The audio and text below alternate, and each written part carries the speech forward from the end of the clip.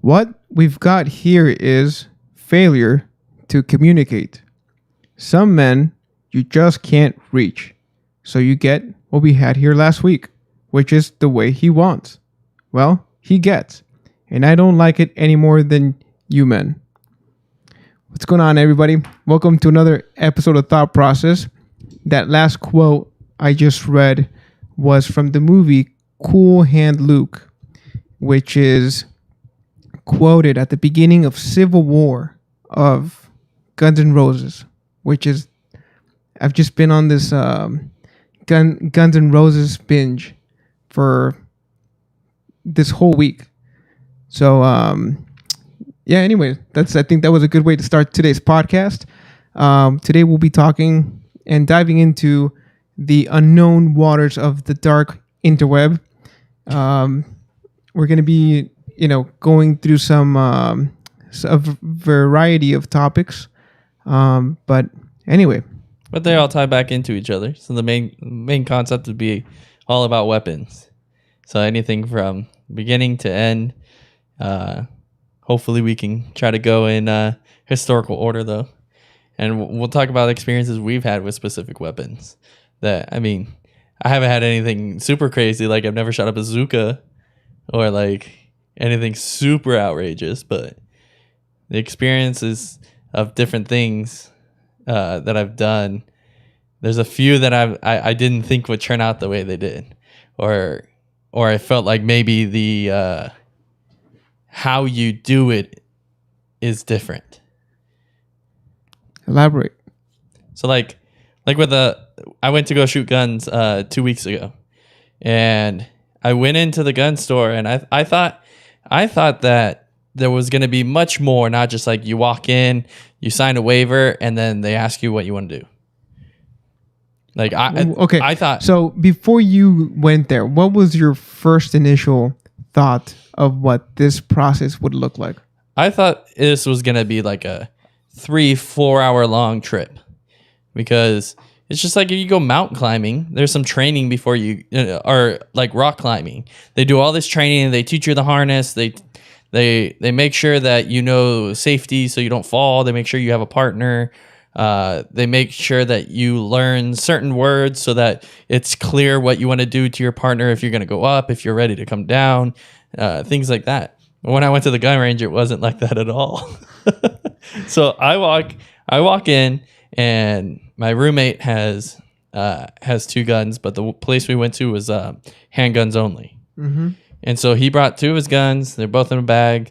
They both weren't loaded. He had ammo, but it wasn't in the magazine or the clip, whichever one you call it. And so they check the guns when you get there to make sure like it's fine. And then this specific place didn't want you using any outside ammunition. They wanted you to use specific ammunition. I don't know if that's to like make sure that the range doesn't get worn down more. I think that might have to do with the fact that sometimes you use faulty ammunition that may damage the guns. Sure. So maybe for the longevity of their guns. Well, no, I mean, you would use it in your own gun, but they still want you to use their type of ammo. Oh. But yeah, we walked in. They asked us if we've been there before. One of the 3 of us said yes. Other 2 said no. And then they're like, do you guys have your own guns, or are you like renting the gun? So we said we're gonna try out a couple of guns, because they said that I was thinking about buying one. And so they're like, okay, here's the waiver, get your ID, sign it, fill all the information out, and then come back when you're done. So sit down, it's just name, address, if we're on medication, if we have any like heart problems, or are we like seeing a psychiatrist or any of that kind of stuff. And then you go up to him, you hand him the paper, he looks at your ID, they sign you off, and then they say, all right, what do you want to do? And they're like, they tell you that you can try whatever gun you want. But the ammunition, I think they had two different types of guns for two different types of ammunition. So they could only sell you 50 rounds per person. So we just stuck with 9mm so we could have the most ammo and go. And so we're just like, oh, we'll try this one. I let them, the guys I went with, decide which guns to use since they had more knowledge. So they chose 3 different ones. They chose a compact and 2 traditional sizes. So I shot a Glock 17, a Shield, and I forget the other one. It's like a three-letter name. And I didn't the first time the first gun we got, all they do is they say, which one do you want? They give you your ammo and they put it in this little blue bucket. I mean, it could be different in wherever you go, but they give you the gun upside down, empty, no magazine in it, and then a bag of bullets, and the magazine's just sitting in the thing. And then you just grab it and walk through this door, and you have to wait till the door behind you closes to walk through the next door, and then you're just on the firing range. And I was just like, they just gave me all this stuff, and I told them I've never shot before. Like if I went there by myself, I would have been like, I'm not really sure what I'm doing right now. Like I would have been guessing.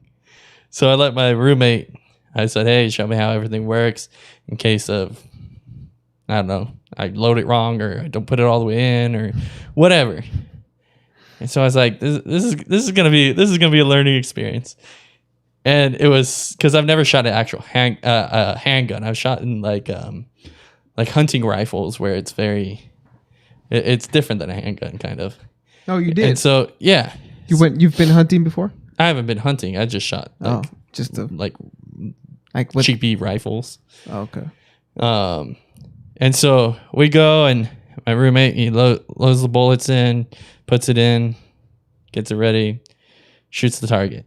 And then he pulls it apart, puts it down, and it's like, your turn. And I was like, okay. So I load it, I put the gun in, I was like, you never cocked it? No, because the gun I had, that's what I wasn't sure about, because like some guns you have to, some guns you don't.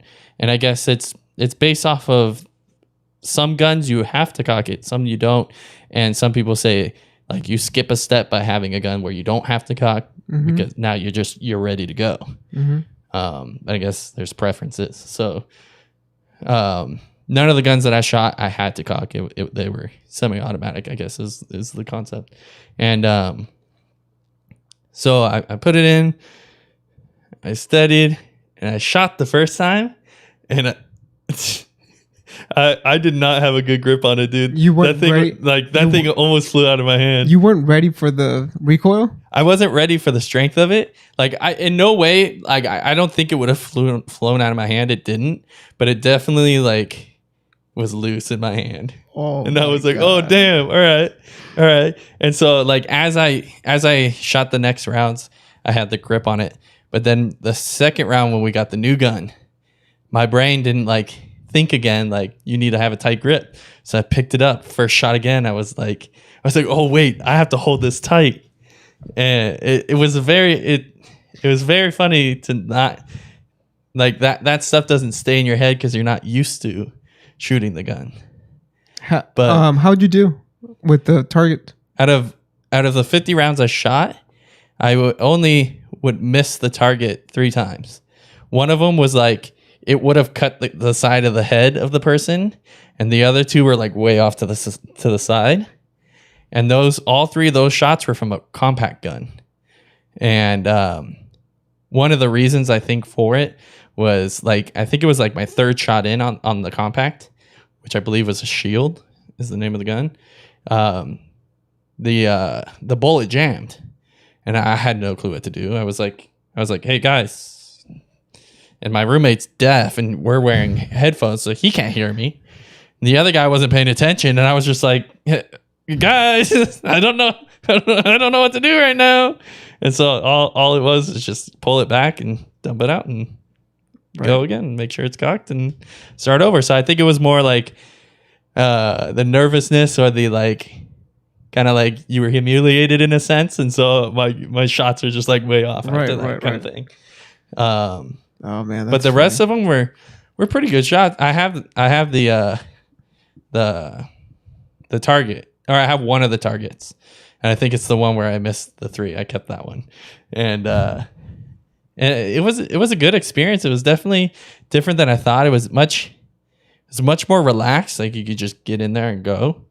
I think the whole concept behind that is like, if anything was gonna go wrong, everyone's got a gun. Like they're just gonna try and take care of it. You know what I mean? Like they did the due diligence on checking to make sure that you're of age to do it, and past that, there's not much you can do. Well, and you said that someone there had already been there, right? Yeah. So they're expecting that person to kind of show you the ropes. Yeah, I don't know. It's just kind of weird though that they just I would expect at least like them walking the gun to the spot you'd be shooting at, but it wasn't. It was like the front door is right here, and like right here is where they hand you the gun, and then you walk down a hallway to get into the shooting area. You know what I think it is that if you're there at a shooting range or you own guns, I would say that most people are pretty responsible with guns. Yeah. So they I don't know, it's like they kind of trust you. Like, okay, this guy's here, he wants to get better, he wants to learn. He already respects the gun. Because if you didn't, then, why would you be at a targeting range? Well, I mean, there's been bad situations that have happened at targeting range. But, of course. But they also say there's usually a person, I think they call it range master, where he has a gun on his hip and he just walks back and forth. Essentially security. So we didn't notice anyone, but I did notice like the first range as you could walk into the shooting range.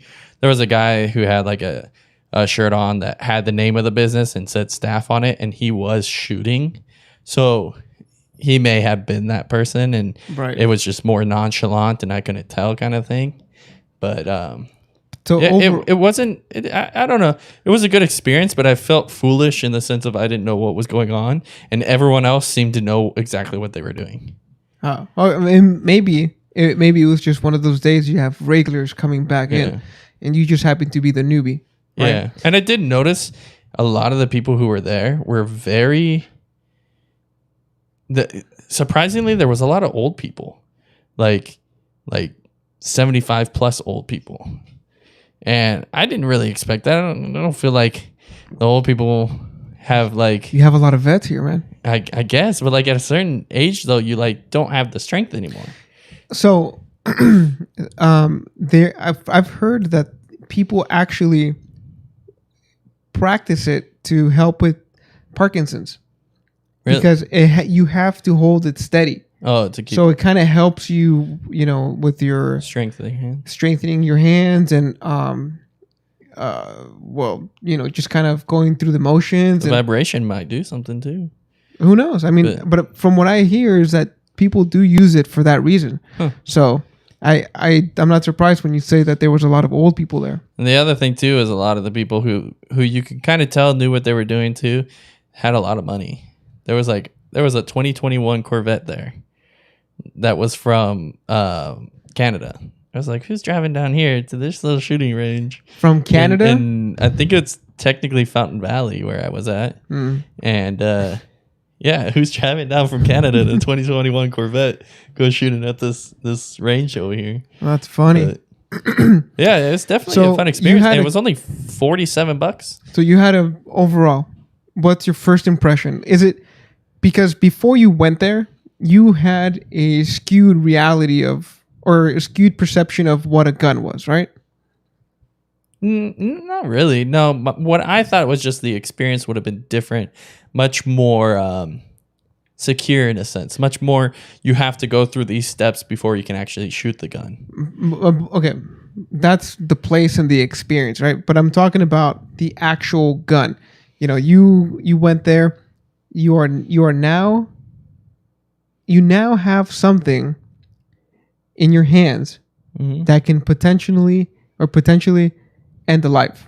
Yeah. Having that much power in your hands, did that even phase you at any point? It did a little bit. I had this weird, like, eerie feeling, kind of, but more or less it was eerie because I wasn't used to that many people around me who had guns. You know what I mean? So it's just like if you walk down the street and someone has a big giant knife attached to their hip, it's a little eerie. But I mean, if you walk into every single person's house, I don't think I've ever met someone who doesn't. They have a whole thing of knives in their kitchen that are just the same size, and you don't think anything about that. Yeah, so it was just you're like just not used to the experience of the weapon being and not just that, but it's also, you know, people are shooting, so it's loud. There's a lot going on, right, left and right, and it kind of teaches you that, you know, you have to kind of focus, right, on what you're doing. You don't want to mess up in this instance, you know, because I've been shooting too, man. I think I've done a Glock. I don't remember if we might have done a shotgun or a rifle. Did you go to like an indoor range, or were you in the desert? I've been to both. I've been to an indoor and outdoor ranges. Everything I did was outdoor, except for this time with the handguns was indoor. That was a little weird too, because I was like, ricochet. Oh no. Oh no. Well, the back of those things is just rubber. Yeah, and I think there's 2 rows of like plates too, just to make sure if it makes it through that it hits the plate and it'll stop. Actually, it's just rubber, dude. There's nothing back there. It's just rubber all the way to the end. Because where we were aiming and shooting, so say you're in the area where we're shooting, on the other side of that wall is where all their parking was. Yeah, I was like, what? Yeah, dude. No, well, I'm telling you this from experience. Actually, with Gilbert, I had this time where he persuaded me to go help him work at cleaning one of these places up. So, you know, we get there and we're like, okay, you know, it's a firing range. What could be so hard about it? But this guy never explained to us the amount of how laborious this thing was. You have to go over there. You have to basically, okay, first of all, this place, they didn't have all their systems in check, right? The process was not there. There was no handbook like, hey, this is the way you clean it. No, basically it's like, here's the rubber, here's the processing belt that will separate the rubber from the lead, and you just repeat that over and over until you're done with the whole thing, and you basically clean everything. So there's tons and tons of lead there. Imagine that. They gave us a bunny suit and goggles and N95 masks, and the goggles would just fog up, and you're in a bunny suit. It's like 100 degrees in there, and you're shoveling lead into a conveyor belt. It took us like 8-9 hours, dude. It was the worst time. It was the worst thing. You can't see, and you're itchy because of all the fiber, all the rubber and the metal, the lead fiber that's in there. It was probably the worst experience ever. So that's why I'm telling you, like, back there, it's literally just rubber. Unless, of course, obviously they might have stuff. It might be like a concrete. It might be like you said, some sort of plates in the back. But the majority of that is just pure rubber, which is pretty insane. Yeah, it's so hard to just, dude. You don't even understand. Like, I'm not even doing it justice by trying to describe this. Yeah, it's tons. How heavy is lead? There were tons, dude. There was like maybe like 1,000, two tons. Shoveling it all by hand. Yeah. Such a painful job. Dude, I take off my hat to those people, man. do that on the regular. And so, okay, so I've been to indoor ranges. I think I shot Glocks. I shot.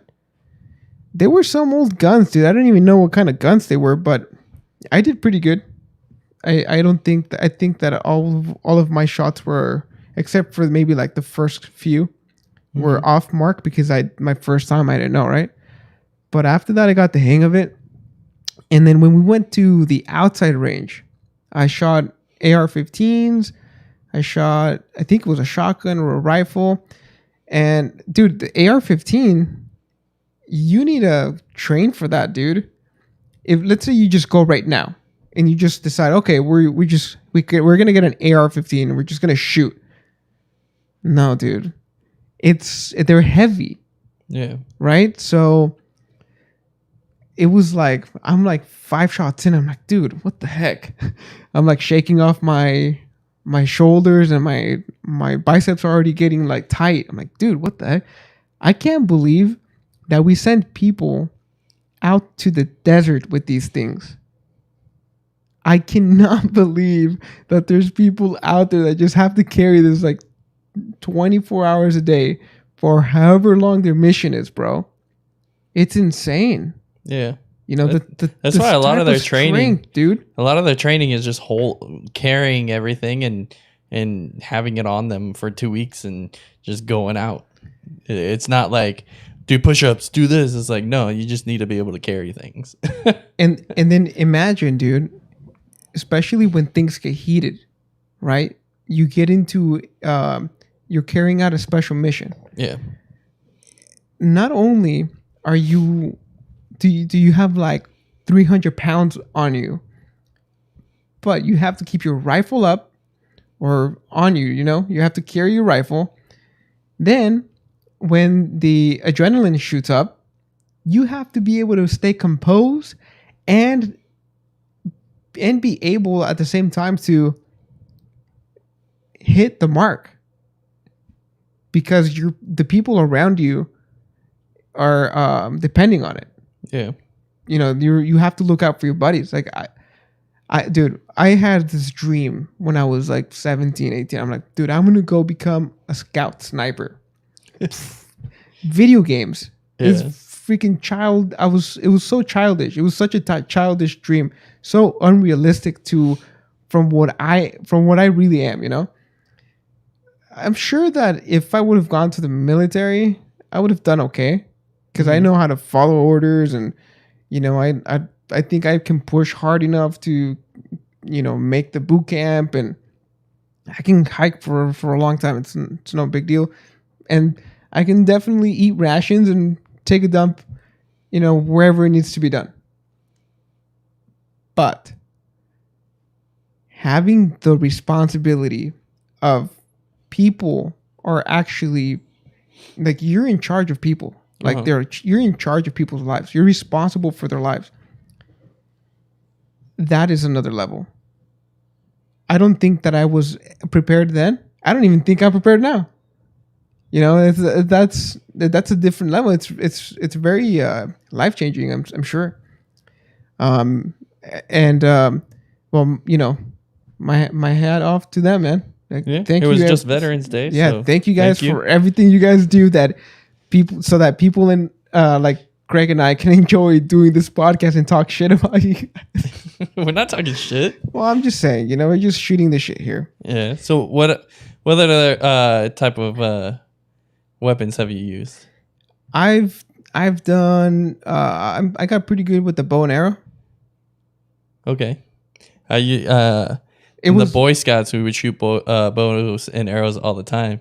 You remember that one night I invited everyone over to the house too, and we were just having drinks and hanging out, and I was like, "Hey guys, I got bow and arrows," and then we all took turns shooting them. Bro, so just to give you guys some context about this night, we must have been 21. Nah, I was like 22. That was maybe like 3 years ago, dude. No way. Yeah. No, it was like 20. We were like 20. Dude, it was been like 7 years. I don't think it was that long, was it? Yeah, dude, that's back when like Ishmael was still here. No. Not then. When I invited you, Robert, Gilbert, Okay, it must have We been played- about 4 or 5 years ago. Yeah, it wasn't too long Okay, ago. so everyone's having drinks. Greg, he had his a big backyard. He sets up the target. We And had he we had just- a little he bonfire just going. hands out this bow and arrow, and it turned out to be lefty. No one's there lefty, and everyone's like drinking. And you can see, because there's a specific way for you to actually pull back. You're supposed to pull with your back, not your arm. You're supposed to stretch and pull with your back. Use your lats. And you can't do that with your left. Like, you're kind of awkward, right? So everyone's shaky, and the arrows are just flying just left and right, dude. Going under the target. Under the target, just over the target. Dude, bad idea. But it was fun. Yeah, it was safely a bad idea. We're all adults. I think we could have handled anything. Not all adults can. But yeah, I had a really good time shooting bow and arrow. We're actually going to be getting for Christmas. We're going to get the kids bows and arrows. We might even get them a BB gun too. BB guns are super cheap. I used to shoot BB guns too when I was younger, and I think it's a good way to get used to the concepts of a gun for a kid, because yes, it can cause damage, but if they do something stupid with it on accident, like as they're out there like aiming at a target or something, it's not going to do much but put like a little hole in something. Like, it can hurt a person, but it's not going to be the end of their life. What type of BB guns? Because there's different types. Oh, just like the Daisy BB guns. They're like $20 at a Walmart. They're spring loaded. I would assume so, yeah. Yeah, because I had one that was actually Gas powered? Yeah. Yeah. Now that thing, dude, it was like a Smith and Wesson replica. Yeah. All black. It's heavy like the gun, and you put the little tank, you squeeze it, and then it loads up the air. Every time you pull the trigger, it would just, dude, it actually would go through the drywall. Yeah. The BB would go through the drywall here. What else? Like in Boy Scouts, we had to do a lot actually. Like we had to make sure we knew how to use a knife, and so they would give us a Swiss Army knife, and we would have to use a piece of soap and carve out something. Like they would tell us something like make a pig or make a car or something like that. We'd use the knife to carve it out, and the whole concept was make sure you don't cut yourself. Make sure you're cutting the correct way, that you're not stabbing things like towards your hand, different things like that. And then they also took us to do throwing knives and throwing axes, and I've done it outside of the Boy Scouts. I've also done it, and those are really fun to do. Have you never done that? I've never done throwing knives. I've always wanted to. Yeah, I think definitely something that we should look into. If you look them up online, you can buy a decent set. I mean, we're not going to do anything crazy. We're not going to be throwing it at any super hard objects. But you can probably find a good pair of like 3 or 4 for like $50. And it's really fun to do. Just go out where there's a bunch of trees and just throw it at a tree. And so many different ways, dude. Some people hold it by the blade. Some people hold it by the handle. And with the axe is the hard one, because if you don't get it on that blade, you're just hitting someone with a stick. Yeah.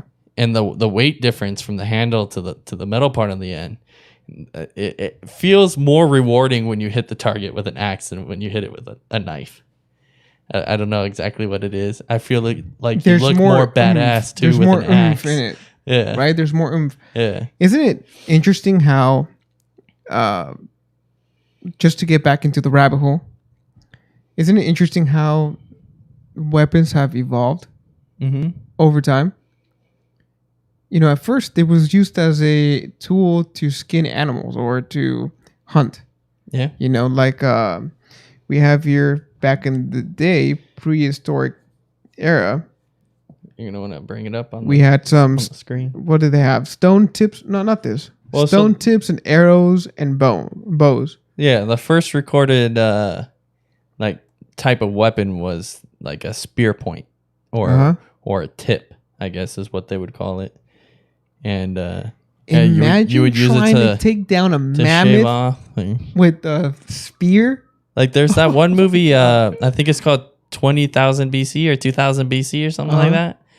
And it's about cavemen essentially doing just that. The very beginning of the movie, it's like 15, 20 of them going to try to kill a mammoth.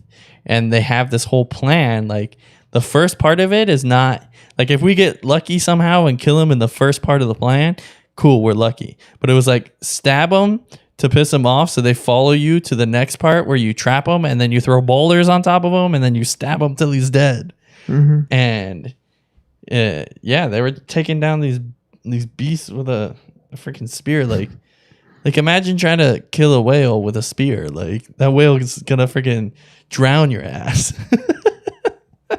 Dude, I can't imagine trying to take down a giant mammal with a spear. And of course, back in the day, we would come in as groups, and we would have hunting groups, and everybody had their own designated way of doing it.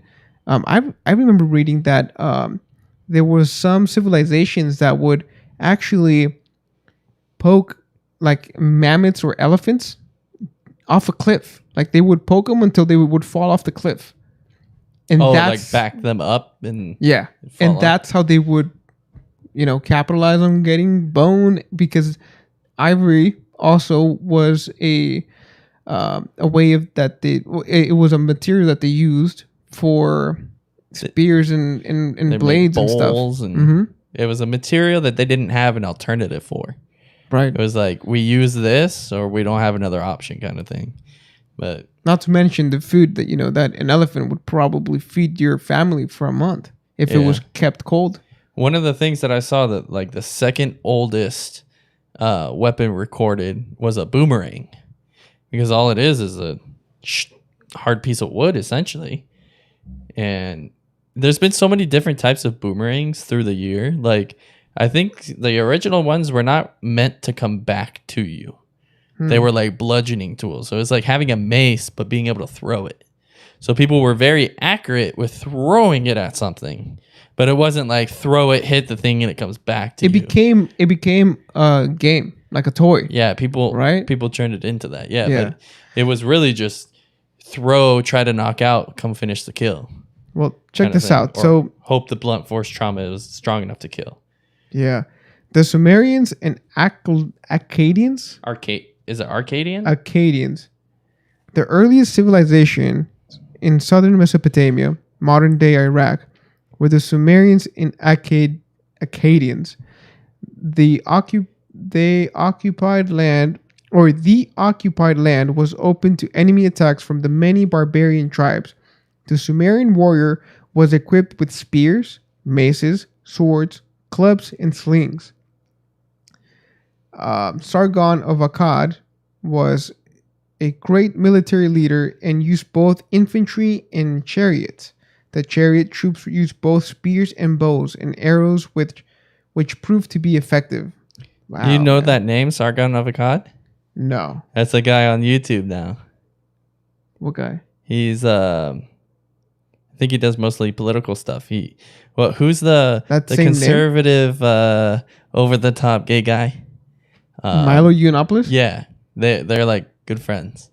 Or they talked a lot. Yeah. And he goes by that name because I think of the probably history. Because of this. Yeah. So he was alive back in 2333 BCE. BCE, I believe, is before Christ's existence. Oh. So now it's a way that you can gauge it if you don't believe in Christ. I would just change that into BDE, because that guy had some BDE, man.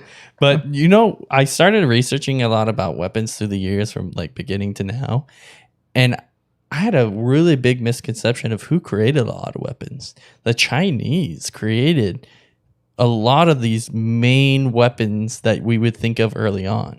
Well, Greg, And- they've been around for thousands of years. No, I know, but I was giving credit to different countries for certain weapons. Like and what? I had no Like clue. what? Like the you know what a scorpion is? Where it's like shoots multiple arrows? The Chinese made that. I thought it was a Middle Eastern country that started that. Gunpowder was the Chinese. I think I knew that one.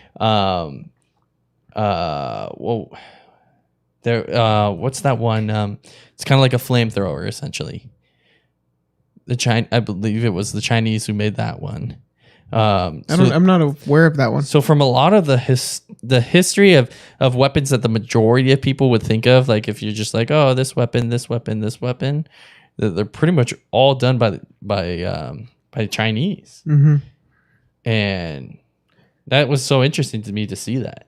So like the Chinese and the Greek, they made some like next step weapons, like Greek fire.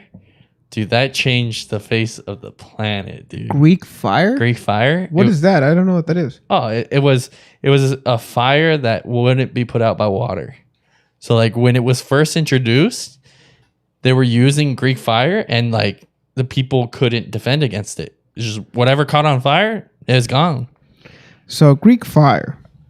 Greek fire was an incendiary weapon used by the Byzantine Empire beginning C672, used to set light to enemy ships. It consisted of a combustible compound emitted by a flame-throwing weapon. Some historians believe it could be ignited on contact with water and was probably based on naphtha and quicklime. What is that? So, dude, people like this is what people ask for on Google. What is the formula for Greek fire? Don't click that, you'll be put on a list. You've really never heard of Greek fire? No, I mean the closest I could have probably where I heard it was from Game of Thrones. Okay, yeah, they used it. Mentioned it, yeah. So like that really that changes it. Like if you can't put out fire, someone threw fire at your wooden ship, your wooden ship's gone. How do you defend against that? You can't. You can't. There's nothing you can do. Well, what you can do is numbers. You get thousands of ships to storm this place. Sure. Maybe 50% will survive. That should still be enough for you to conquer them. That's what a lot of the things became, was like you had to do numbers now because you couldn't really defend against certain things like chariots. Having an army of people who are on foot trying to stab this guy who's moving 40 miles an hour past you and can just shoot a bow at you. Like, what are you going to do against that? That guy can shoot 50 people by the time one of you guys can get close to him. Right. Yeah, they have war chariots. Again, it's a mode of transportation which were used as a weapon by ancient peoples.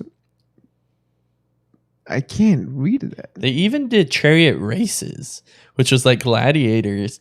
I think you saw it in the movie Gladiator, right? Where they would put like spikes on the end of them, and it was a race to the death, essentially. So, dude, check this out.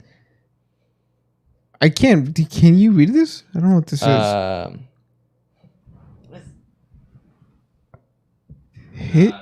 I'm not even going to try to read it. These people used chariots to crash into enemies, whereas the Egyptians used them to stay away from enemies and attack them by arrows and spears.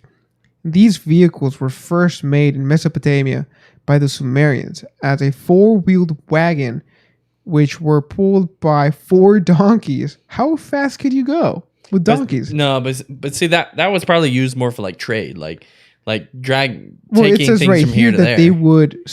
they would use them to stay away from enemies and attack the enemies by arrows and spears. So that's interesting. How fast can 4 donkeys go? Well, see the way you're reading it is making you think of it differently. When they first created it, that was the purpose of it. That's how it was first created. But then they used it to get away, so they would use horses. Like if you look in the image, it's probably a horse, not a donkey. I can't see it because the camera's in the way. I can't see. So it says Actually, it looks like a centaur in the picture. so we're both wrong. So these vehicles were first made. Okay, so every wagon held 2 individuals, a driver and a warrior, armed with a spear or an axe. Some historians believe that chariots were first developed in the Eurasian steppes, But at the same time, somewhere near Russia and Uzbekistan. donkeys aren't slow. They're not slow. They just don't have as much endurance as a horse. They can't go as long, but they're just as fast and they're just as powerful. They just don't have the longevity of a horse. Really? Yeah. I mean, I thought maybe like mules were like, which were a cross between a donkey and a horse, right? Yeah, pack mules. Yeah. You get the best of both worlds. Huh. Maybe it's like the low maintenance. I don't know. That would be something interesting to look into. But, man, that's chariots. That was a game changer. I don't know what the Kopesh sword is. Can you hover over it? I think it'll show the weapon. I'm not sure. I just went to something, huh? I saw something here. That was just a map. The Kopesh sword. Just copying. Yeah, who knows? Oh, it's a sickle sword. A sickle? Oh, yeah. So it's like edged. It might be like the climbing axes, kind of something like that. Ooh. So and that's what the Egyptians had. Remember we were talking last week with the skull and bones. So instead of the bones, the X and the bones, they would use the sickle type scepter weapons. That's Jesus what that would be, Christ. I believe. Tridents, dude. I don't think I've ever seen someone use a trident. You know what I mean? Yeah. Dude, it says the classical Greek civilization had mastered the art of making spears. The trident, a 3-pronged spear used for fishing, was a form of spear popular with the Greeks. Oh, so it was used for fishing. Yes. Oh, that's interesting. So it was you can make sure to get the catch. So it's like you aim it for the middle one, but if you miss, more than likely that those side prongs might get it. So it was actually it became popular with the Indians who used it as a weapon. They called it 3 spears, and gladiators in Rome. Look at that. Man, that's so and they crazy. Would use, it said right there too, they would use the trident and they would use a net. You actually see that in the movie Gladiator. One of the people uses the trident and the net. Or actually, I think the main guy uses trident and the net. I don't really remember the movie. It's I can remember like the whole story and like the whole storyline and everything, but those specific details, they're way out over my head. So look, man, weapons, dude. Imagine back in the day when the only thing you had between you and your enemy was a sword. A bow and arrow, when the bow and arrows, when they started being mastered, I'm sure that was a game changer because now you can hit enemies from a long range, right? Mm-hmm. But imagine being or living in a civilization who the only thing you had between you and your enemy was 2 swords. And more likely than not, one of you two was going to get cut, or lose a limb, or die. Oh, both of you were getting cut for sure. Matt, there was no like clear winner in a lot of those fights, I bet. You know what? From the research that I was doing for this podcast, I stumbled onto a modern thing called M1, which is like medieval fighting. Oh, that's like sick. I love that, like, dude. It's like UFC fighters, but in full armor gear. And blunt weapons. Blunt weapons. They have shields. They have, the full metal. The full metal armor. The full metal armor. I forget what it's called. I can't remember the name of it. Medieval armor, essentially. And a blunt, like swords. And, dude, there's no rules outside of like no killing the person. But like they're I think it was down. Like no straight. Yeah, no stabs. But yeah, it's straight up just like all endurance. of just making sure to stay up and making sure the other person gets hit and has to keep trying to recover from all the weight of the weapon and the armor. How long do you think it took people to figure out that the best way to protect yourself during war was through armor? Like, hey, man, this ain't working. Like, we keep sending people out there, but they're dying, we're dying. Like, hey, I mean, armor like that, not the everyday warrior had that. That was like the rich guys, knights, or like the high ups. Like that was expensive. Right. That's like nowadays having like a Bentley, a Kevlar armor. To tell you the truth, Kevlar is not expensive as I thought it was. You can get a vest for like $200 online. But well, for the peasants, I mean. But no, do you have Kevlar? I don't. But, exactly. But I looked it up, and it's not that much. So imagine, dude, I'm looking at these guys in a ring, right? They're just going at it, and 5 minutes in, you can see how exhausted they are. Mm-hmm. You can see their exhaustion. Like there was a guy who literally stopped. He put his hand on his hip. He was like, give me a minute, dude, because I can't. And then the guy just kept coming, dude. The other guy obviously had better endurance than that guy. But I cannot imagine, Greg, being in that person's shoes. Like someone back in the day, you know, so you're about to get conquered by this giant army, and now the only thing between you or them and your family is you in a suit of armor that probably weighs as much as you. Yeah. No, most of them weighed way more than anyone would weigh. Imagine, it would be harder to carry that armor than it would be to carry another person and fight at the same time. Imagine, dude. Yeah. How insane. Like, how many people... Okay, realistically, if you're getting conquered, you know, we see Game of Thrones, we see Lord of the Rings, we see Braveheart, we see all these movies. How long do you think those people would actually last? Like, Braveheart, he spent like a whole day just, right. You know, just fighting. You'd be tired after at least 30 minutes. I would be like, you know what? Break. You know, everybody wants some beer. Everyone wants some beer, you know? And I think that actually used to happen sometimes. The bloodlust and the adrenaline and the fear of dying would make you last much longer. Okay, let's say it was 6-7 hours. You give up or you die. You gonna keep going? Well, it depends. Are all my comrades dead? No, dude. Like The Last Samurai. You ever watch The Last Samurai? You ever see 300? These fools are like, I'm not Tonight we dine in hell. This guy's like running and throwing a spear at Xerxes while all his friends are getting shot by arrows. But I have to say that those 300 Spartans were supposed to be it was like sending out our Navy SEALs or like our the Green Berets or the Red Berets, right? It was like those guys.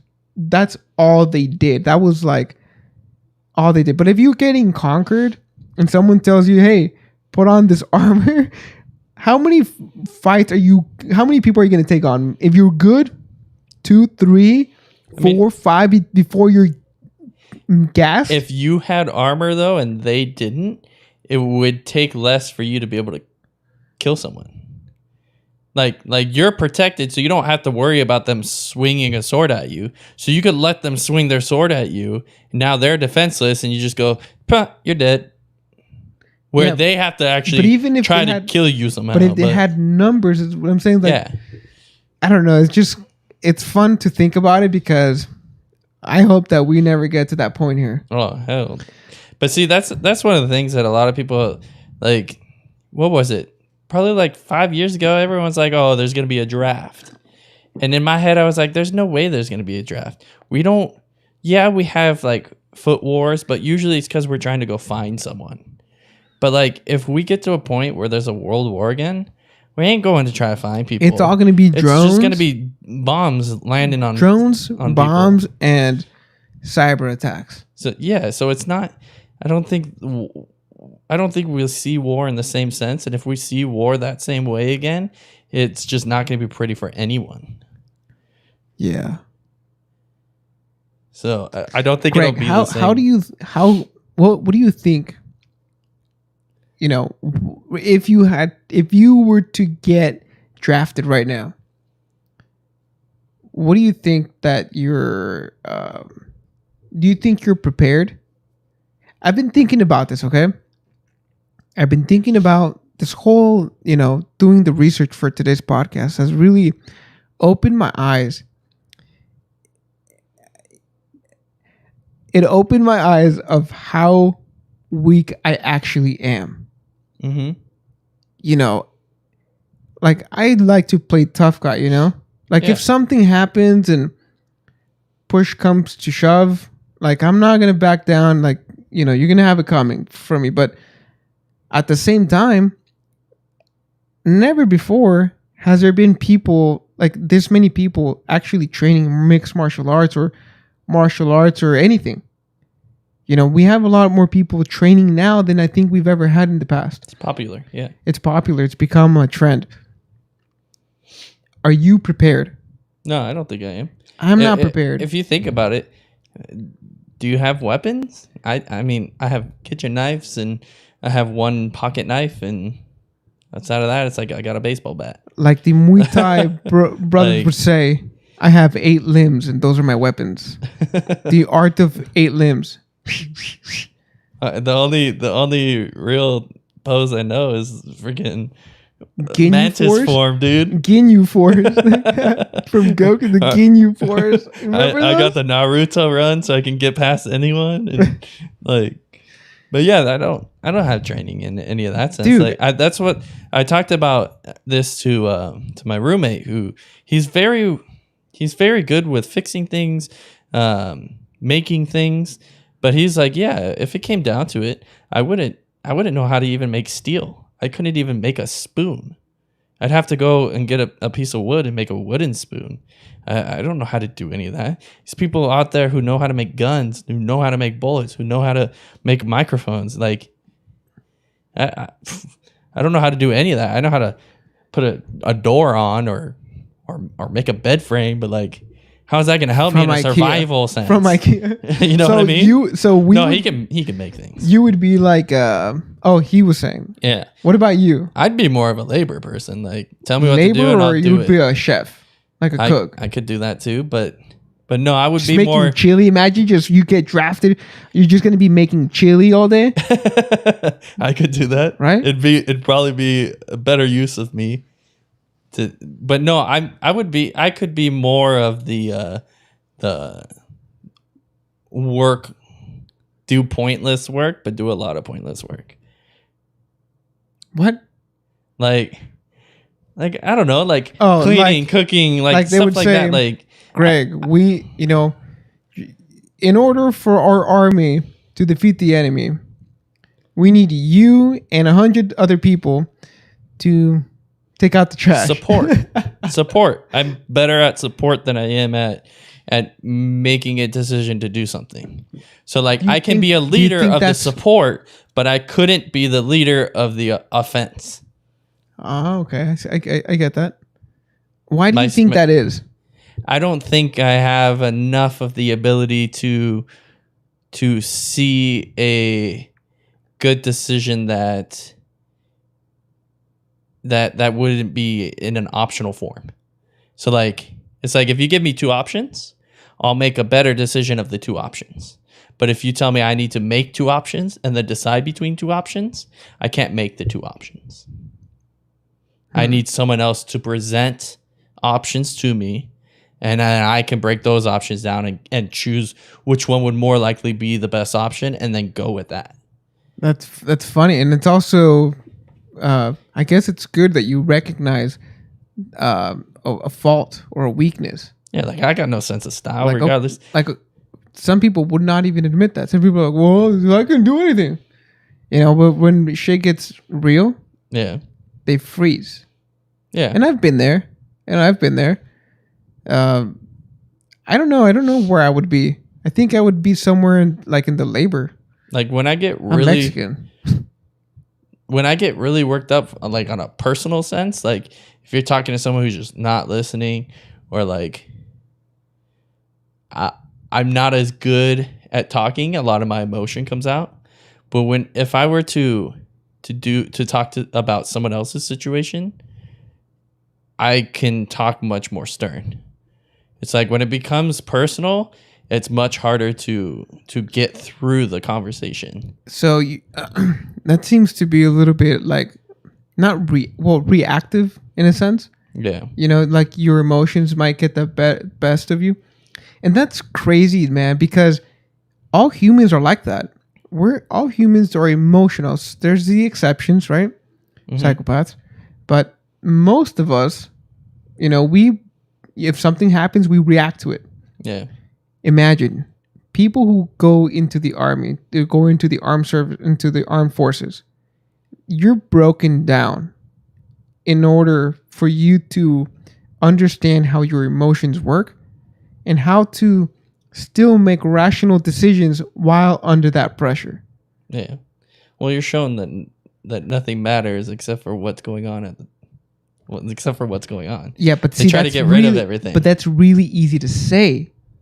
But to actually do it is where that's the hard part, because okay, go ahead. Because let's say that I don't know, man, what's the worst? Seeing people just get blown to pieces and you still have to somehow accomplish the mission. Yeah, because you can't change what just happened there. That's done. If you don't react, the same thing's going to happen to you. So make a decision. Well, what do you want to choose? Yeah, and they say, that's not a choice. This is the only choice. Keep going forward. So it's like this. Like I'm not saying that it's impossible. I'm saying that to be that person, it takes a certain kind of character that is rare. Not everyone's like that. Like you see kids being blown up, you know, I know you would kind of react to that. You'd be like, oh man, like, I don't know what I would do. I'm like, damn, I don't know what to do. Yeah. I just freeze. Obviously, we haven't been trained, right? We haven't gone through the training. But it's just, I don't know, it's just really crazy just to think what the Warriors might. And so this is where I was going is I realized that I'm not a warrior. It's rare to see a warrior.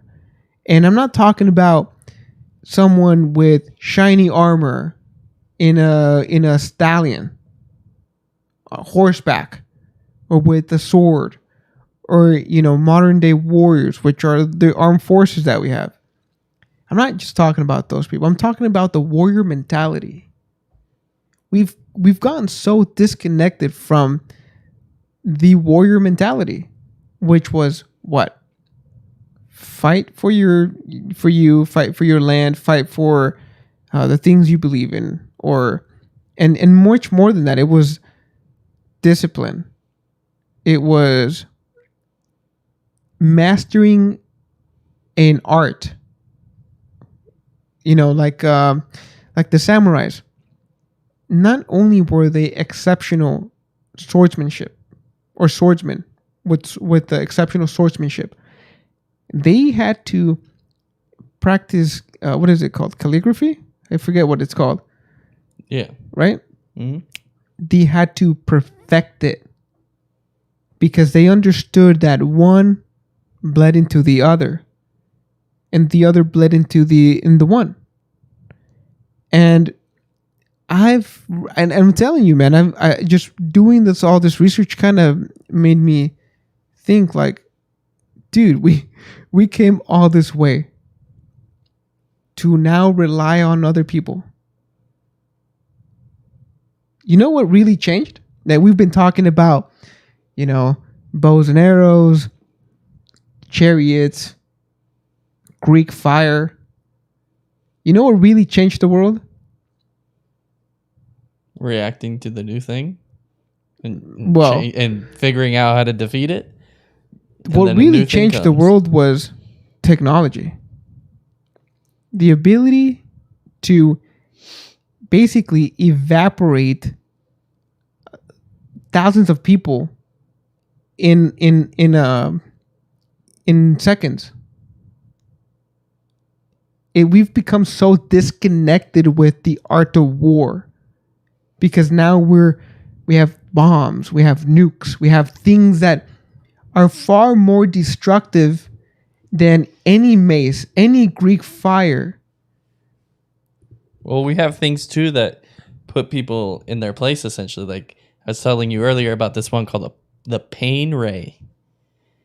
What? The pain ray. So I guess they That said that sounds it's German. effective. No, we use it here. What? Yeah. I guess it's effective up to 6 football field lengths. There's no permanent damage. And what people say is it's like, have you ever opened up an oven and the heat just like hits you in the face? Yeah. That's what it feels like, is what they say. And it's just like a car, and I think it's based with sound. So, the pain ray. The source of this pain is an entirely new type of weapon, originally developed in secret by the US military and now ready for use. It's a genuine pain ray designed to subdue people in war zones, prisons, and riots. Its name is active denial. So they did this thing where they were testing it. They said there's not been like long-term effects, like your ears don't blow out and like none of that happens. But they say the feeling feels more like you opened up an oven and the heat just hit you really quick. So it's a very quick shock where you want to react and get away from it. And the effectiveness is like 6 football field lengths. And dude, when they what does tested this guy look like? Don't say it. When they tested it, they brought in different people from the military heads, and then people who created it, and like family and friends. They did this little thing, and there's a video where they allow anyone who's willing to do it to go walk up there and feel what it feels like. And these people will just stand there. Everyone does differently. Some people brace for it. Some people are just like talking normally, laughing with a friend. And all of a sudden, you don't see anything. Like there's no like air wave. There's no like laser you see. Just all of a sudden, you can see them react. Mm-hmm. And everyone just like flinches, like goes like this and like takes off. And it's you said it was like sound waves? I like focus sound wave. I think that's what it is. So it says here, the pain ray is a high frequency microwave weapon that makes you feel like your skin is burning but leaves no scars. Dude, that's the worst. And so the whole point of it is it's almost like keeping a shield up. So it's like no one's gonna keep walking towards it. It's essentially a way of pushing people without touching, and by doing it from a distance. Dude.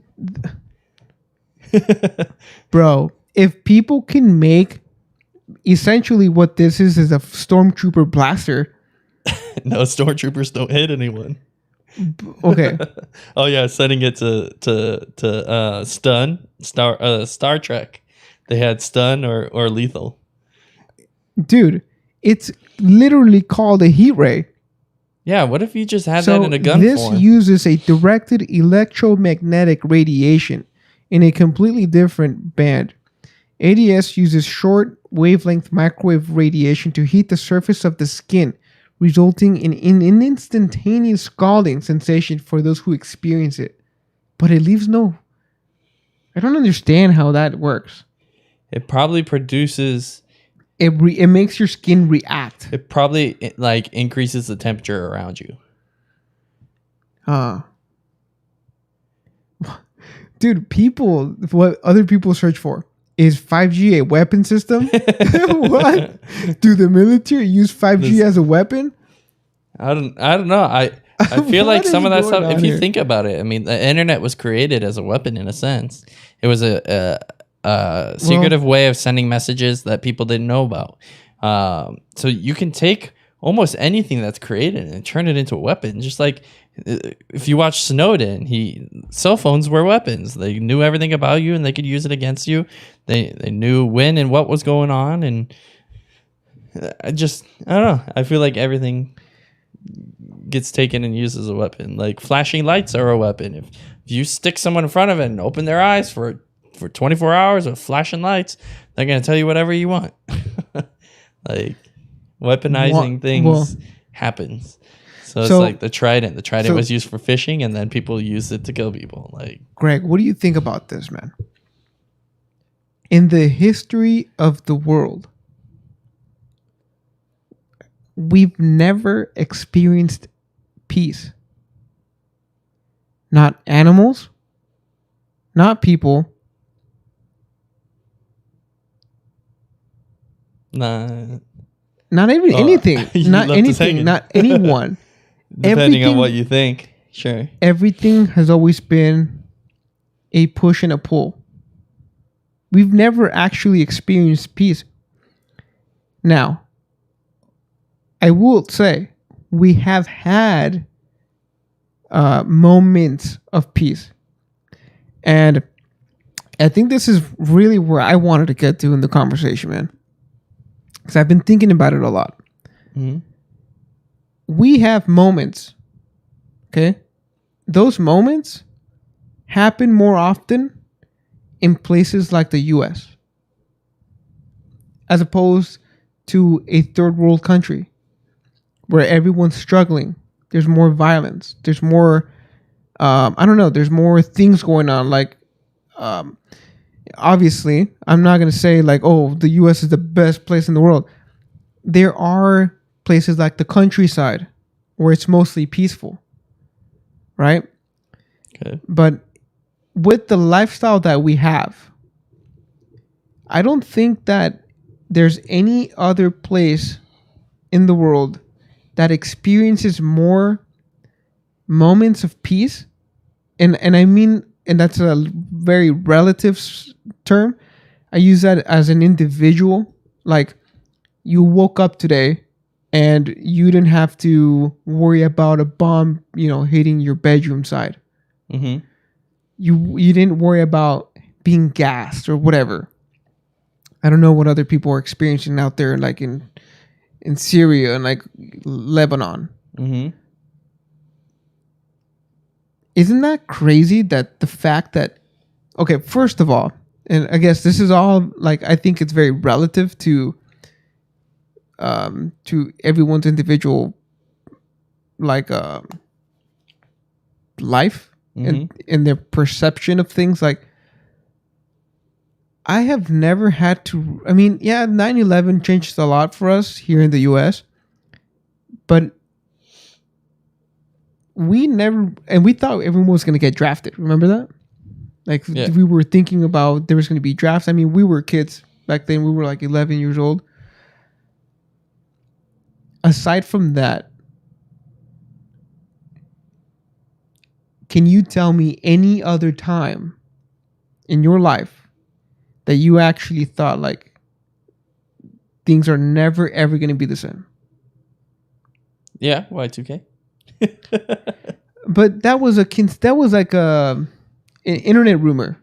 No, that was like people weren't sure what was going to happen. This was not like, but it was a thought. Not really. And nothing happened. Yes, but they weren't sure. The stock market crashed. The point was that they weren't sure what was going to happen. But what was the premise? Like, what was supposed to happen?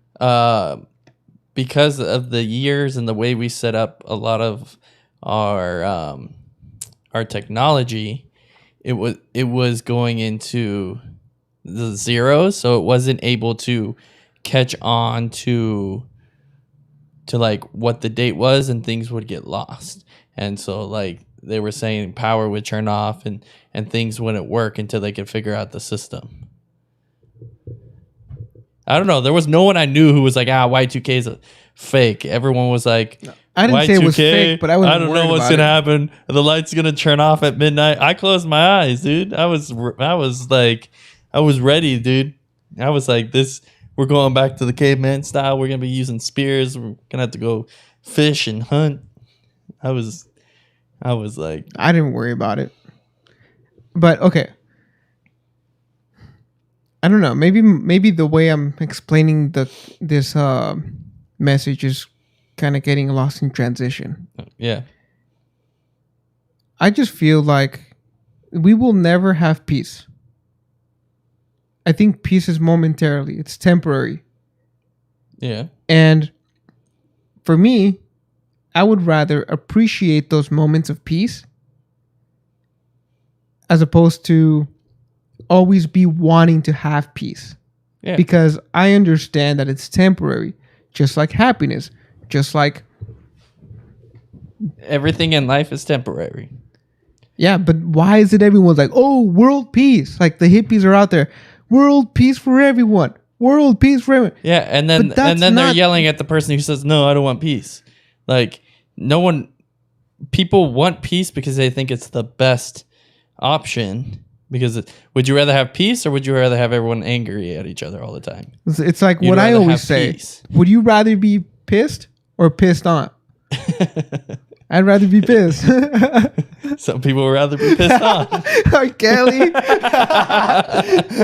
Oh, man. But no, see, and that's the thing is that people want to take what they see the best and only run with that. And that's something that I'm running into right now. Like, I don't, like, we talked about it earlier, and I know you brought the point up. I don't think you pushed it as hard as you wanted to, but like I said, I went to Palm Desert last week, and you're like, oh, that's the place you didn't really want to go to. I was like, yeah, I didn't really want to go, but I went, and you're like, and you had a good time, huh? And your whole point was like, you need to get out more. Like, you had a good time, see? Yeah, well, I don't mean to cut you off, but what I wanted to actually just say is like, it wasn't as bad as you thought. No. And so the whole point is that people want to do what they are more willing to do. Like, would I have had a better time not going in something that I'm used to doing and like to do, or am I going to step out and try something that maybe I might get pissed the whole time, or I might be annoyed the whole time, or something like that. So we always lean towards the thing that we like the most. So in the case that you're saying, people asking for world peace, like there's not really people out there who are like, oh, world of fighting. Like, yes, anarchists. I'm sure there's some people who anarchists are like that. Yeah, but I feel like some of that stuff is taken too far too, and it's more or less people who are just not. They're just rebels, like. Yeah, because I mean, fuck the system. Well, like my brother is like, oh yeah, anarchy. I should be able to do whatever I want whenever I want. But then when you're like, okay, so let's have anarchy. I can just pull out my gun and shoot you in the face right now, and everything's good. And then he goes, oh no. It's like, he calls the police. So it's a concept. Like, I think people should be able to do what they want when they want. Sure, but they can't affect other people in the process of that. Yeah. So it's like, if you want to go race down the street, go find somewhere safe to go race. Don't go race in front of a elementary school, or don't go race while you're drunk, because you're going to affect others in the process of doing that. Like, yeah. I just think, I don't know. I think weapons have uses, and then people abuse uses to try other things with it. Well, and with weapons comes a lot of power. And people are known to great responsibility. I was gonna say it, but I knew you were gonna say it. Yeah, people. I don't know, man. It's just the human nature is so interesting, man. It's seeing. Okay, the perfect example that I brought up earlier, when we detonated the nuke on Japan. Yeah. For a moment, the world stood still. Right? Thousands of people were lost, right? Mm-hmm. And, you know, I don't know, if I was alive back then, I would probably be against that. Like, there could have been a better way you could have resolved this. And it was just basically, they used it to show off. Like, hey, this is the US. You don't mess around with us. Right? That's how they rose to be a superpower. But for a moment, after Pearl Harbor and the scene that was left there, which was probably very horrific. I wasn't alive back then. When everyone said the World War is over, I'm sure people experienced a sense of peace. But now you look back and it was only temporary. Then what came about? The Cold War. Lasted how many years? 20 years? 30 years? I don't remember. Yeah. No, the Vietnam War. It was the Vietnam War, and then it was the Cold War. Yeah. Now we've been in war with the Middle East ever since, Everyone wants to be powerful. Oh man. People don't give it up. I wonder if this is just, I guess just history will repeat itself. Yeah. People are we just forget.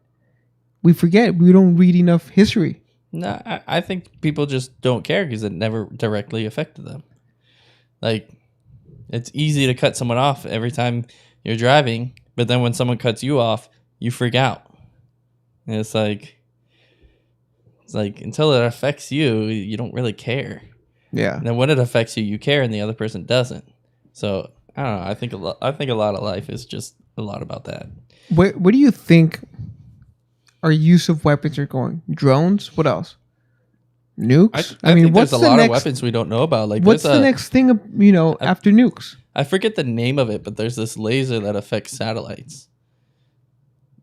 It's almost like an EMP for satellites. So a laser? You can block, yeah. So like if a satellite was watching you, what is it called? They could shoot the laser and essentially scramble it. Just type in like satellite laser. I don't remember the name of it, but I think a lot of like Navy ships have them actually. Can satellites shoot lasers? No, you can what do is like this, the death ray? Laser defense weapon, and you'll probably get it.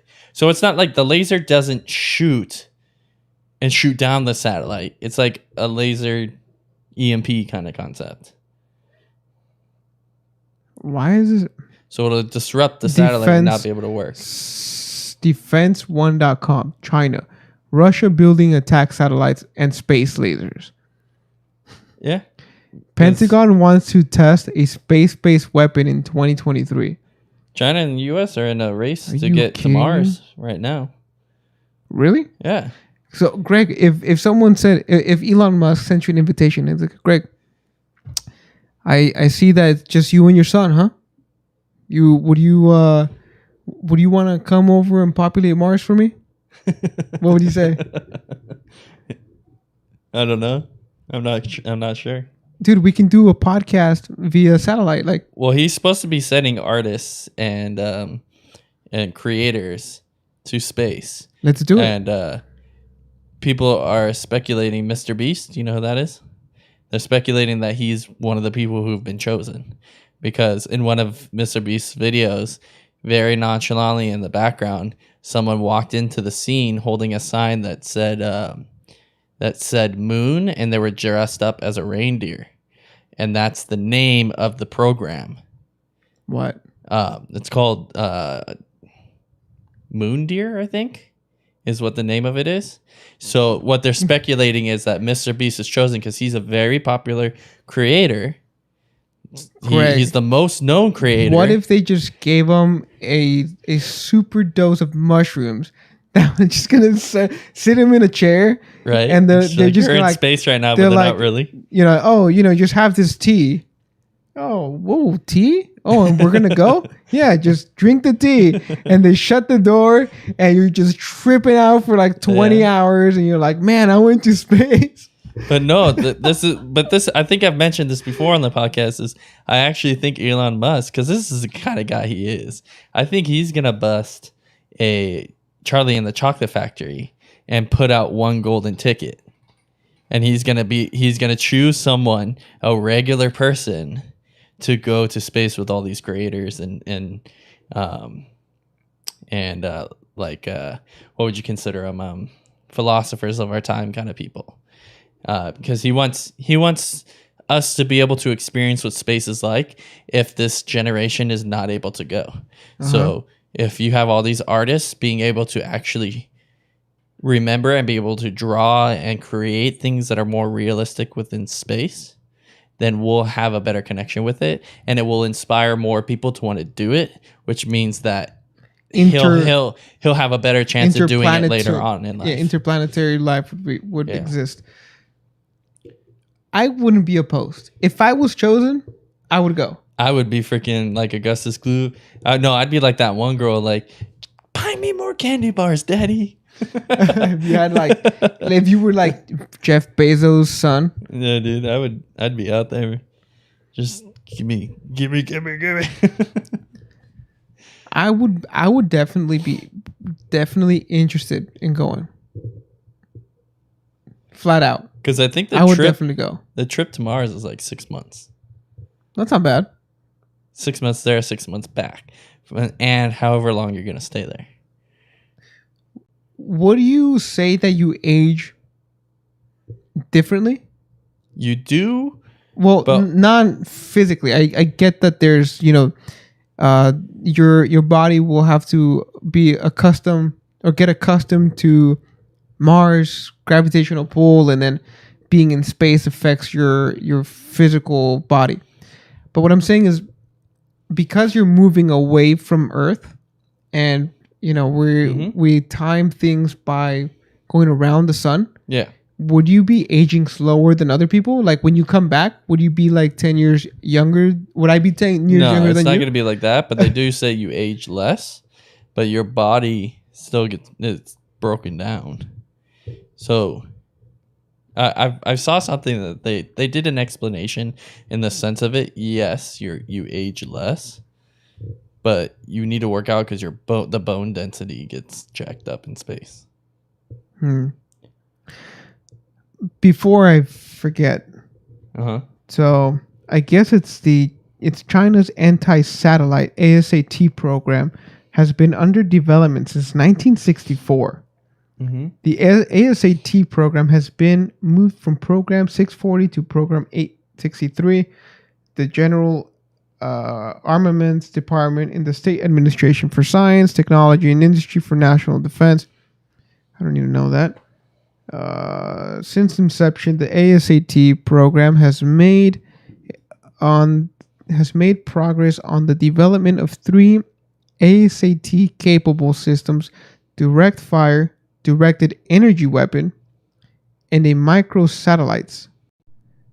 So tests of these systems have either been directly acknowledged by the PRC or reported on as ASAT capable. China is pursuing a broad and robust array of counterspace capabilities, which include directed ascent anti-satellite missiles, co-orbital anti-satellite systems, computer network operations, ground-based satellite jammers, and directed energy weapons. Wow, dude. Yep. That's crazy. So I mean, some weapons don't have to kill; they just have to disable. It's like a net. Like using a net doesn't kill a fish, but now puts it in a position to where it can be killed. You disable it. Yeah. Dude, so I mean, imagine instead of dropping the nuclear bomb on Hiroshima, they dropped a bomb that disabled them. We came in and, I don't know, for lack of better words, collected them and put them in prisons or something like that. Whoa, Greg! You're talking about? Would you rather have them in prisons or nuked? Why would you put them in prisons? I don't know. Why would you nuke them? Well, it's a retaliation force. But that's my point. Is there can be new things created that may not be deadly weapons, but used in a disabling form to get the same result in the sense. Like, yeah, I would maybe destroy their docks, stop their economy. I wouldn't put them in prison. So that sounds. You know what that sounds. You know how that sounds, dude. I'm saying instead of dropping the nuke, we could have disabled them, come in and and fine, take out the people who should be taken out. What? Nothing, Imagine if we had something like that and you could drop it and disable North Korea. We go in and get Kim Jong-il. And then, like, it's done. We got him. No one else is hurt. There was no fight. And now everyone can live again. Well, you don't know that because, one, I think he has a sister who's as evil or more evil than he is. Number two. So then we go and get her too. That's my point, though. No, it's a way to disable and not affect the people who don't need to be affected. But let's hang on a second. Number two, people idolize him. People view him as a god. Sure. And there's problems with that in every country. So imagine that the whole country just, okay, well, maybe we can't reach the U.S., but, we're going to go to South Korea or into Japan. Like, I don't know. Mm-hmm. That could happen too. And so, I mean, that's happened. There's no like, when it comes to war, I know that there's like war rules that you must abide by, but that can easily just be overlooked. It's more or less accountability for the remainder of the world. So let's just say us and Spain are in a war together and there's a rule of no like poisonous gas, and let's say we use it on Spain. Now the rest of the world's like, hey, these guys are fighting really terribly. They're out there doing bad stuff. Take them out. Let's go and make sure they don't do that to anyone else. It's that kind of thing. It's not. Oh, you can kill each other with bullets, but not with rocks. It's not like that. It's like trying to make sure everyone's held accountable for very disgusting things. Yeah. So it's I don't know, dude. What if like a way to disable a country, like just send the Mexicans, they'll populate, and then just like take over, and you know how people say Mexicans are like rabbits and just how they breed a lot. Yeah. Imagine, dude. I don't know, man. Which is funny because are there any religions or ideologies that you can think of from Mexico that kind of pushed that concept of having a lot of kids, having big families? Or was it more just like the culture that it was just like because it's there's a lot of farms and stuff in Mexico, right? Yeah. So is it that, because I know back in the day when there were more farms and you were responsible for your own land and making sure you had your own food, you would want to have more families so that you can be able to have more workers essentially. Yeah. Is it kind of that concept, or because like we have Mormons who are like have as many kids as you can, and that's an ideology, not just like something that people do. Okay, so I think it's truth. Well, I'm not an expert in this field, but at first glance, I think there's two things.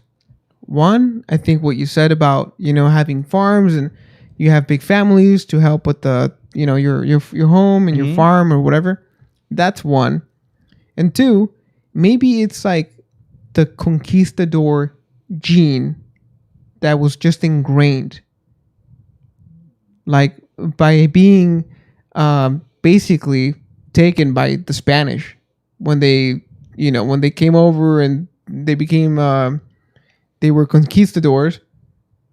Maybe that is what drives people to just freaking, I don't know, just be conquistadors. I don't know. Okay. I was just curious because like how you said that there are people who like everyone that I know who is from Mexico has huge families. There's not anyone that I know who's like, I'm an only child. Also, I think it comes from not being... Okay, so the reason why most people have smaller families nowadays is because they become accustomed to the Western world. You get more educated, you get you realize you start realizing the responsibilities of kids. So it kind of just, you don't want to have as many kids. Whereas in third world countries or maybe second world countries, that you don't have that system of education, you don't really think about it. You just do it. And then you just work with what you have, basically. I think that's also a reason. Because I'm the proof. I'm Mexican. I still don't have kids. I'm 30 years old. And but my brothers, one of my brothers, he's got 4. My sister's got 3. But would you also say, out of all of your siblings, that you are the least the one who, how do you say it? You are way more accustomed to the Western society than the rest of your siblings. Yeah. Like if people who didn't know you and your brothers and your sister, and you guys just were like put in a lineup, and they had to guess like who's your brother and who are your sisters, they would more than likely probably guess wrong. Oh, if it was just based off of people styles. Are like, that's your brother? What the heck? Yeah. Yeah. So a lot of it comes to the culture. Like, which culture do you kind of go with more, and how are you going to act, and what are you going to do?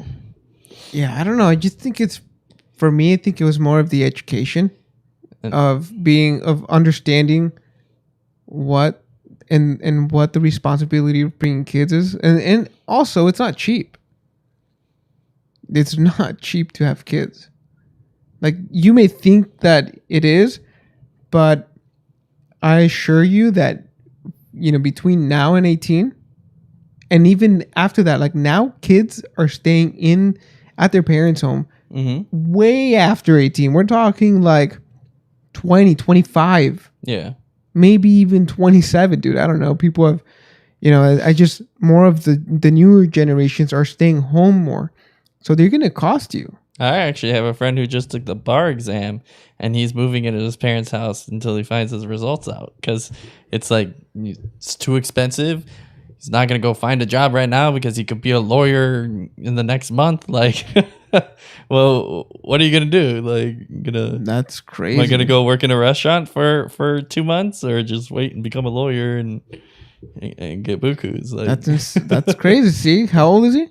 How old are they? I think he's like 28, 26, 28, something like that. So imagine 28 and dang, dude. So even education is used as a weapon. Like, the more you know, the more that someone teaches you in a certain sense. Did you hear about what's going on with the whole not Zuckerberg, with Facebook in Myanmar? No. Okay, so Burma or Myanmar in Southeast Asia, basically there's these phone companies that you buy a phone, and you have like the calls and you have your data and everything is charged. You're getting billed for the data you use, right? Mm-hmm. But Facebook comes with the phone, and it's not being charged as data, so it's free. So Facebook is free. Yeah. So these people only have Facebook. That is their internet. They just use Facebook because it's free. That you don't have to pay for it. So Facebook became their internet. That's their window into the outside world, right? Yeah. So, it's military control there. So they were actually, inciting violence towards groups of people. Mm-hmm. So they weaponized the use of Facebook. Yeah, I know about that. Okay. That's a weapon. Yeah. I mean, nowadays, what do we have to worry about? Cyber attacks. Influence is a weapon. Influence is a weapon. What was the last thing I don't know. I just heard someone say like, "Oh, make lists of these people and so we know who those people are." Who said that? AOC or something like that? Oh yeah, the accountability. I don't. She wanted to make a list of anyone who supported Trump or worked in his, she calls it, regime, to keep them accountable later on. It's That's not cool. You can keep someone accountable if they did something wrong, but just because they worked under someone doesn't mean They're like working. you worked in a bar. I can guarantee you, if your bar was investigated, you should also go to prison. I can guarantee you she falsified her tips, so that's tax evasion. There's 0% chance that she claimed everything she ever got. Get out of here. But let's not go down this route. I'm not. I'm just saying. Like, influence. Yeah. Saying things like that. Yeah. That's not. That's not cool. Like, I don't know. I think she's young. I think she's a cool person. Maybe her ideas aren't all there yet. I don't feel like she's really thought them through, and she's doing her job. But I would never incite that. I would never be like, hey, community of thought process, let's make lists of these people, or let's do this against this group, or no, man, let's get out of here. Like, we would never do that. Yeah. But people who are in positions of power will often do that. Mm-hmm. So influence changes people's perceptions and behavior. So, I mean, okay. Let's say you were a king, Greg, and you said you met with the king of, I don't know, the Greyjoys, okay, from right, and you're like you're a Stark or something. What's dead may never die. You go, you talk to the guy. The guy is not a cool person. You're like, you hate him, or let's say he sleeps with your wife or with your queen. You're gonna make up a story to go to war with that guy. Yeah. And so you're gonna be like, oh, he's gonna come and pillage, and he's gonna kill all your women. He's gonna rape and pillage your women. If you said that, you would gain you would drive that momentum and go to war with the guy, and your people and your armies would die for you, for what you said, for those things, even though it was just a very personal thing. Yeah. So that's happened in the past. Influence. I mean, it's the same like nowadays. If let's just say you go to a bar and you get in a fight with someone, all your friends come and start fighting that guy. But what if you were the dick and you deserve to get punched? It's kind of like that. You're choosing a side and you're backing it without knowing the full situation. It's the influence. Yeah. But anyway, so I don't know. What else do you have? What else didn't we go through? I mean, we talked a lot right now about more mental weapons, essentially. So mental weapons is the same as a net too. You catch someone in a position of vulnerability or weakness, and then you finish them off however it is. Yeah. I know we were going to go into this rabbit hole, but I also wanted to put in my 2 cents. It's like, I just go back to the same thing. It's like, we have to appreciate those little moments of peace that we have. Could be when you wake up and you decide to do some yoga, or you go out for a run. The fact that you're able to do that, that's your personal peace. The fact that you just get up in the morning or in the afternoon, whatever, and you get on your bike, and you're not thinking about the outside world, that says a lot. Just think about that. Well, it was like today. I went to my son's school, and I wasn't there to pick him up, but I was there 10 minutes early, and I saw him out playing in the playground, running around, riding a bike, and playing with his friends. And I didn't even, because the situation was not a good situation while I was there, but I forgot that was even going to happen just watching him playing. And that's the moment of peace. And for you, that was your moment of peace. And it's temporary. Yeah. So what do? We have to appreciate it and cherish those moments because they're rare. Nowadays, you get on your phone, you open up Twitter, you open up Facebook, and it's everything but peace. They're rare if you make it rare. It's just like with work. For so many, I worked in the same place for like 12, 13 years. Yeah. I probably say 50% of those years, I hated every moment I was in that building, hated every moment going to that building or thinking about it. And then at one point, I was like, okay, I'm going to be here regardless. I'm going to switch up my attitude while I'm there and have fun. And in those moments of hanging out with the servers while we're making drinks, I'm going to crack some jokes. We're going to laugh about something. We're going to play around in some sense. Like, I'm going to have a good time when I can have a good time. Yeah. And it became better, and it actually started showing me things to actually have more fun with the guests who came in, which then in turn I was making more money. So it's like always trying to keep that peace, that mentality there. Yeah. Yeah. Also, for me, I think that I don't know if it's gonna be like an Instagram thing or maybe something that we share here. I want to tap into the warrior's mentality. So I'm actually reading a book called The Way of the Samurai. Mm-hmm. I hope to finish that, and then we can talk about it in one of the next podcasts. Okay. But I know that you've been getting on your bike like basically almost every day. And I've been, for me, it was like, oh man, like I've probably gained some weight and maybe I'm not as comfortable as before, and the gyms are now closed again, and it's like, excuses after excuses after excuses. And I really want to harness the warrior mentality and just get out there. I don't care if it's a walk, just take the first steps, go for a walk, go for a hike. I think in the coming weekends and after these, like, not the holidays, but just the next trips that I have planned, mm-hmm. I'm going to be dedicating more time to going back to the traditional way. Like what did hunter and gatherers do?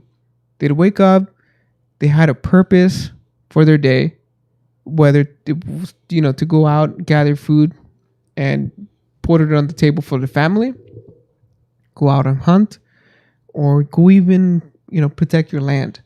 But it was always something. It was go survive. Yeah. Like nowadays, I don't see people surviving. I think we're just slowly dying. Yeah. We're like, it's like a very slow death. Like this is how I think about things, okay? When we choose to get entertained with things that don't bring any value, it's like getting hooked up on morphine. A slow drip of morphine. You're sitting there and, oh, let's watch the next recommended video. Which, if it's this one, go to the rest one. Hook up that IV. Uh-huh. Or I see like, the next recommended video. Or we spend countless hours on social media. And it's just like, I don't know, dude. It's so depressing. It's so it's not reality, man. Like reality is out here. Like, even sometimes I get caught up in my work. I'm like, dude, what am I doing, man? I've just been sitting here all day. Let me go outside. Let me go get a fresh, breath of air and ground myself. Because I'm telling you, like, we really don't know. We're only starting to see the effects of this type of technology in our daily life. I was driving yesterday, and then I just look around. You're driving 65, 70 miles an hour. You look around, and people are driving. You're like, wait a minute. You're telling me that 100 years ago we didn't have this? What is happening? How am I able to go 80 miles an hour in a freeway in a car that I can control by myself? That you only fill up every few hundred miles. How did we go from riding horses and walking to this in such a short amount of time? It's a lifetime ago. People are living up to 100 now. It's a lifetime ago, Greg. Mm-hmm. bonkers. Think about it. I was thinking, I'm like, it's not amazing because you're able to see it. What do you mean? It's not like seeing a cell phone, whatever. We've not a grown big deal. accustomed to it. Yeah, but if you were to have given that to me when I remember when I was a kid, we went to a Gateway store. It was like an Apple store. This was called Gateway. It was a computer. We bought our first computer for the house. Did it come in a cow? I was in the cow yeah. box? I was like, That was so cool. Hallelujah. But could you imagine if I got home that day and freaking some time traveler walked up to me and was like, "Here," and handed me a phone? You would. I would be pants. like, "What the hell?" I would be like, dude. I would be like a god to my friends. Bobby. I'd be like a god to my friends. Like, they'd be like, "What do you mean? You don't have to? You don't have to go and get on dial-up to search something up?" yeah. Nope. Instantaneously. You're taking 1080p photos, or no? You're taking 180p photos. I'm taking 4K. 4K. That's so high. Wait, that's better than reality. Even reality has more pixels than that. Dude, it's crazy, man. It's just this is a wild ride, and sometimes I feel like we need to step back. Like I personally feel like I need to step back. I'm telling you, I was just driving, and I realized, I'm like, dude, traffic. What the fuck? Well, it's with like traffic. The other day, people didn't have traffic with horses. I left my phone at home on purpose the other day, and when I got to where I was going, I was gonna do some research for the podcast and check out some of the weapons and stuff. And so I pull up, and I was like, "Wait, I don't have my phone." And I was 10 minutes early to where I was going, and I was like, "What am I gonna do?" So I just sat there for a moment, and then I saw a piece of paper on the floor of my car, so I picked it up, and I already had a pen in my hand because I was gonna need to sign something, and so I just started drawing, and I was like, "What the hell? I don't draw." So I drew this Kia sign for my car. I drew the playground, and I drew the handicap sign. What? And I was just I don't draw normally, and I started drawing because I had more time on my hands to do something. When you're on a phone, majority of the time, you're not really doing anything. You're just consuming infinite amount of information. Like you're consuming what someone else did. So it would be as if I consumed someone else drawing what I drew in those moments. So are you going to be sitting there just consuming, or are you going to be sitting there creating in whatever sense? I actually want to try to challenge you to something where we can go down to the beach, or go somewhere that's like foresty, like Santiago, and we create some kind of weapon by just what's out there. We don't bring anything with us, and we can't use anything. Like, say we were walking down and we just happened to see like a metal pole. We have to use like nature, actual things that we grow. I mean, I think see what comes out. I think we should do a hike, and then we can just see what happens. Yeah. It has to be functional for some purpose. Like maybe you find something and you make a fishing pole. That's cool. But like it has to be functional, not just some obnoxious weapon that's like an 8-pronged trident. Like, come on. What's the use of that? Fishing. So you can catch 8 fish at once? Get your ass get out of here. You increase your chances of getting fish by 8 times, dude. Yeah, man, this life continues to be weird, and I'll tell you what's also weird. All of our other podcasts that are found everywhere on the internet, on every platform. Feel free to follow us on Spotify, Stitcher, Google Podcasts, iHeartRadio. I think we're on iHeartRadio now. On Google Podcasts, or did I say Apple Podcasts? Yeah, Apple. Spotify, we're there. If you like the video version of this podcast, you can find it on YouTube. we always try to post a little bit here and there on social media. I think we'll be a little bit more active. I don't know if we'll be as responsive because I'm trying to limit my time on social media nowadays. But yeah, I mean, how else can they reach us? You can chat on with us live. Yeah, we go live We're open Thursday nights, and we post on Instagram when we're going live, so you can come check us out there and ask us questions because we can see it live. And if it's something answerable, if you're just coming in and saying hi, we may not just respond saying specifically hi, but if you're in here asking questions and trying to drive the conversation, we'll engage with you. And, yeah, we're open to that.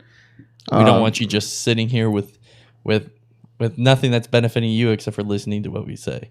Because if the two of us just talk, then we don't get your thought process as well. All right, guys. So that concludes today's rabbit hole on weapons of mass destruction. To end this podcast, I'm going to read an excerpt from the lyrics of Civil War, which, by the way, listen to this song, man. Dude, Guns N' Roses was on a different level.